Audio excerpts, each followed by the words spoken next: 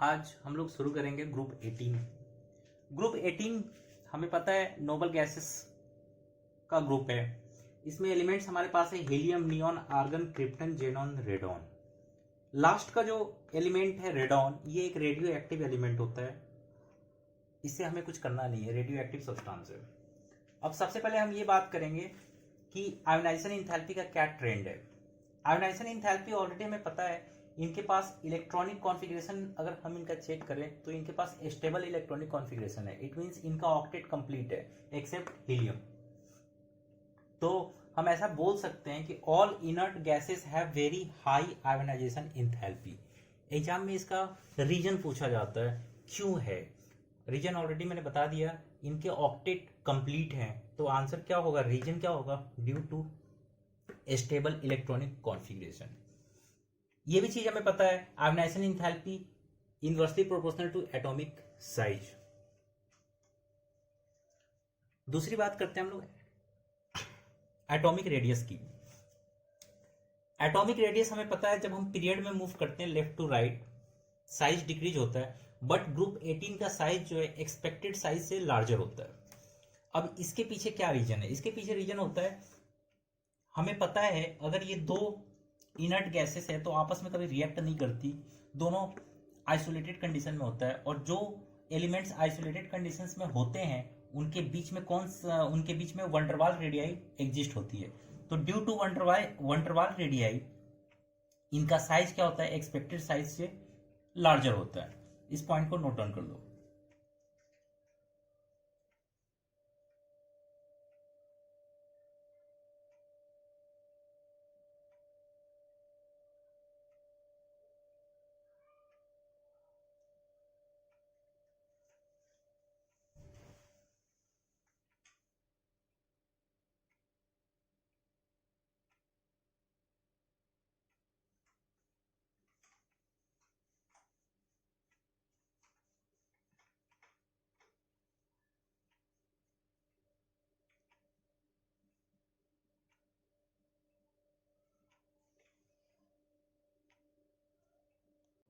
Next properties है electron gain enthalpy. Electron gain enthalpy का meaning क्या होता है, जब आप किसी भी इलेक्ट्रॉन को किसी एटम के पास लेके जाओगे तो वो एटम उस इलेक्ट्रॉन को कैसे रिस्पॉन्स करता है। वो दो काम कर सकता है, या तो उसे अट्रैक्ट करेगा या तो उसे रिपेल कर देगा। रिपेल वो तब करता है जब उसका इलेक्ट्रॉनिक कॉन्फ़िगरेशन स्टेबल हो, इट मींस ऑक्टेट कंप्लीट हो। जब भी कोई एटम किसी इलेक्ट्रॉन को रिपेल करता है उसकी इलेक्ट्रॉन गेन इंथैल्पी पॉजिटिव हो जाती है। ये बड़ा इंपॉर्टेंट है कि अगर किसी एटम ने किसी इलेक्ट्रॉन को रिपेल कर दिया है, उसकी टेंडेंसी नहीं है उसे एक्सेप्ट करने की, तो उसकी गेन इंथैल्पी हमेशा पॉजिटिव होती है। जब उसके पास टेंडेंसी होती है तो उसकी नेगेटिव होती है। बट यहाँ पे इनर्ट नोबल गैसेस के केस में electron gain enthalpy always positive होगा। रीजन क्या है इसके पीछे, stable electronic configuration and no tendency to gain electrons. ये काफी इंपॉर्टेंट कॉन्सेप्ट है। नेक्स्ट है मेल्टिंग एंड बॉइलिंग पॉइंट्स। अगर देखा जाए तो melting and boiling points of noble gases are quite low. ऐसा क्यों होता है कि इसका क्वाइट लो है। हमें ऑलरेडी पता है कि नोबल गैसेस में इंटरमोलिकुलर फोर्स ऑफ अट्रैक्शन नहीं होता। उनके बीच जो इंटरमोलिकुलर फोर्स ऑफ अट्रैक्शन होता है वो वंडरवाल टाइप का होता है, और वंडरवाल फोर्स जो है काफी वीकर फोर्स है। तो यहाँ पे देखो रीजन इसके पीछे क्या होगा, they have no inter atomic forces. Van der Waals force होता तो है बट काफी मैग्नीट्यूड वाइज कम होता है। Then on moving down the group MP and BP increases due to van der Waals force. इसको नोट डाउन कर लो।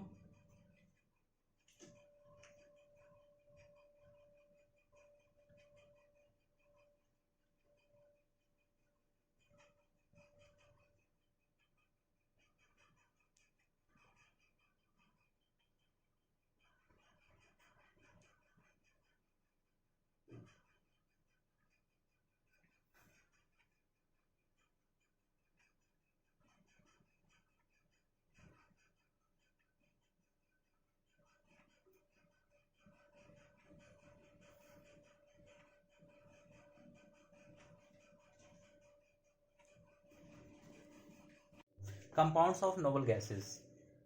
देखो यहाँ पे नोबल गैसेस कभी किसी एलिमेंट के साथ रिएक्ट नहीं होती। क्यों रिएक्ट नहीं होती? उनका ऑक्टेट कंप्लीट होता है। बट नील बार्टलेट एक केमिस्ट थे, उन्होंने एक कंपाउंड बनाया था O2 plus FPT F6 minus. उन्होंने देखा कि O2 को अगर O2 प्लस बनाया जाए तो एक इलेक्ट्रॉन बाहर निकालना पड़ेगा। उसके कॉरस्पॉन्डिंग जो आयोनाइजेशन इंथैल्पी थी और जो जेनॉन से वन इलेक्ट्रॉन निकालने के लिए आयोनाइजेशन इंथैल्पी थी, दोनों की इंथैल्पी मैच हो रही थी आपस में। अगर दो एलिमेंट्स के एंथैल्पी मैच होते हैं तो उनकी प्रॉपर्टीज भी मैच होती है। इन्होंने क्या करा कि इस कंपाउंड से O2 को रिप्लेस करा के जेनॉन के साथ रिएक्ट कराया और ये कंपाउंड सक्सेसफुली इन्होंने ऑब्टेन करा। तो सबसे पहला कंपाउंड जेनॉन का जो बना था वो था Xc प्लस PtF6 माइनस। ये कंपाउंड क्यों बना? क्योंकि जेनॉन और O2 दोनों के आयोनाइजेशन इंथैल्पी आइडेंटिकल थे। ये पेपर के लिए इंपॉर्टेंट है, नोट डाउन करो।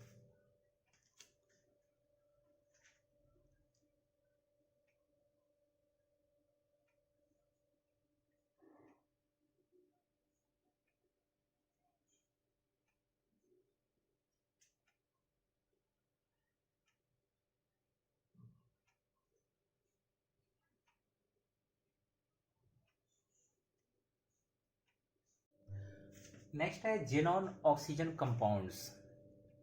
जेनॉन ऑक्सीजन के साथ भी कंपाउंड्स बनाते हैं। यहां पे देखो सबसे पहला आएगा hydrolysis of XeF4 and XeF6।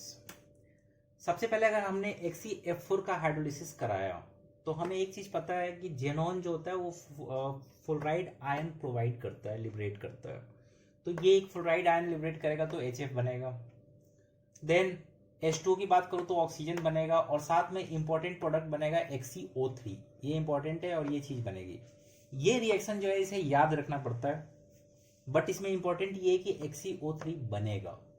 Next है, अगर हमने XeF6 को पार्शियल हाइड्रोलिसिस करवाया तो इस टाइम हमारे पास प्रोडक्ट बनेगा XeO3 और HF। दोनों में जो कॉमन पॉइंट है वो ये कि XeF4 या XeF6 दोनों में से किसी को भी रिएक्ट करा दो, प्रोडक्ट में XeO3 बनेगा। XeO3 एक इंपॉर्टेंट कंपाउंड होता है, ये एक्सप्लोसिव सब्सटेंस है। तो हमें ये याद रखना है कि हम चाहे XeF4 को कराएं या XeF6 को कराएं, बनना XeO3 को है और रिएक्शन बैलेंस्ड होनी चाहिए बिकॉज ये इनऑर्गेनिक है। सेकेंड है partial hydrolysis of XeF6।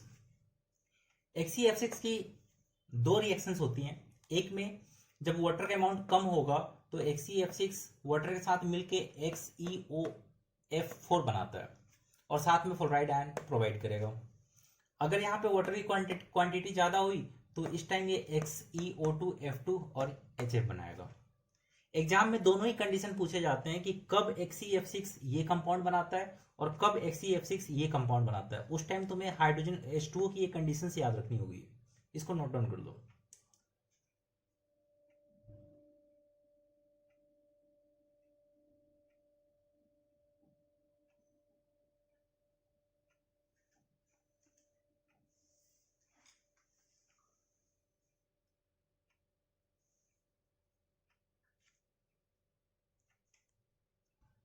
Iso structural compounds. Iso structural का मीनिंग होता है, आइसो मीन्स सेम और स्ट्रक्चर मीन्स स्ट्रक्चर। अगर दो कंपाउंड्स के स्ट्रक्चर, उनकी ज्योमेट्री, उनका शेप सेम हो जाए तो हम उसको आइसो स्ट्रक्चर बोलते हैं। जैसे ये बोर्ड में आया हुआ प्रॉब्लम है, IBr2 माइनस किसके स्ट्रक्चर के आइडेंटिकल होता है। तो यहाँ IBr2 माइनस का हमने स्ट्रक्चर ड्रॉ किया, ठीक है, तो हमारे पास इसका स्ट्रक्चर मिला लीनियर, और लीनियर जो होता है वो XeF2 का भी होता है। तो सिंस दोनों का शेप लीनियर आ रहा है तो ये दोनों आपस में आइसो स्ट्रक्चरल कंपाउंड है। आपको याद रखना पड़ता है कि IBr2 माइनस XeF2 के साथ दोनों का शेप सेम हो रहा है। वैसे ही BrO3 माइनस आइसो स्ट्रक्चरल होता है XeO3 के साथ में। देख सकते हो यहाँ पे BrO3 माइनस का हाइब्रिडाइजेशन के कॉन्सेप्ट में मैंने ज्योमेट्री ड्रॉ करा तो इसकी ज्योमेट्री मिली हमें पिरामिडल, इसका शेप मिला पिरामिडल। और XeO3 का भी शेप क्या होता है? पिरामिडल। सिंस दोनों के शेप सेम है तो स्ट्रक्चर सेम हुआ, that's why they are iso structural compounds. इसको नोट डाउन करो।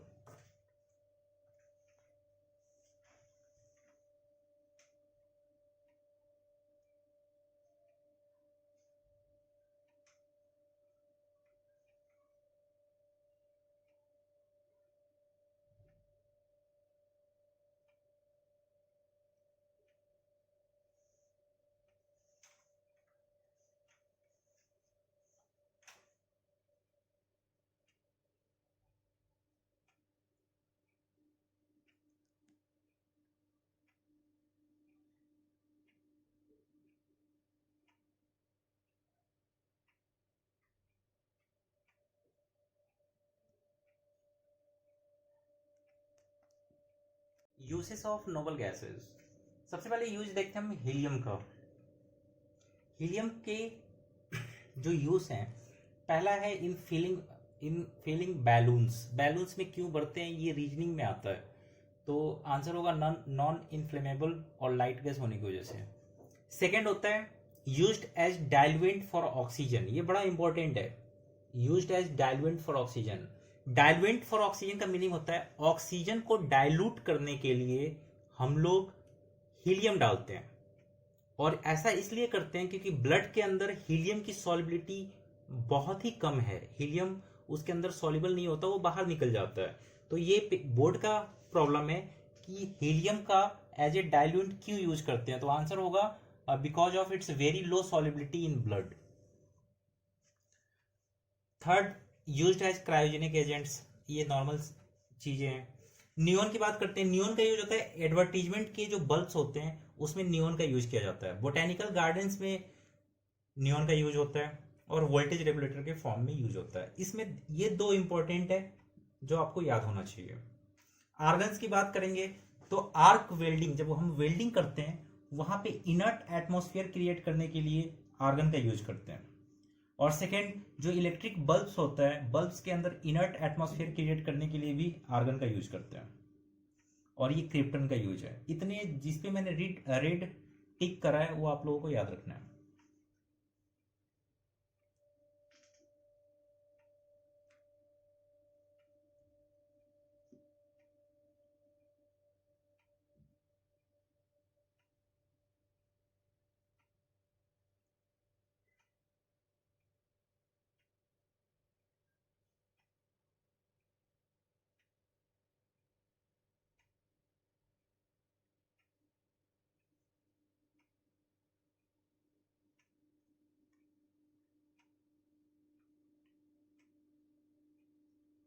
रीजनिंग क्वेश्चंस देखो यहाँ पे पूछते हैं helium forms no real compounds, reason लिखना है। तो हीलियम रियल कंपाउंड्स नहीं बना रहा है, इसके पीछे दो रीजन, तो एक पहला हो गया स्मॉल साइज, दूसरा तुम्हें पता है हाई आयोनाइजेशन एनर्जी। इसका मीनिंग क्या हुआ, उधर से इलेक्ट्रॉन निकालने के लिए हमें बहुत ही ज्यादा एनर्जी सप्लाई करनी होगी जो प्रैक्टिकली पॉसिबल नहीं हो पाता है। ये दो रीजन है जिसकी वजह से इसकी केमिकल रिएक्टिविटी केमिकली ये इनर्ट होता है।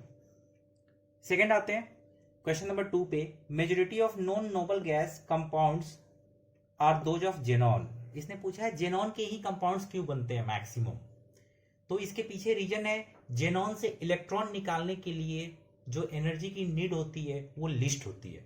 तो इसका आंसर है xenon has list ionisation enthalpy.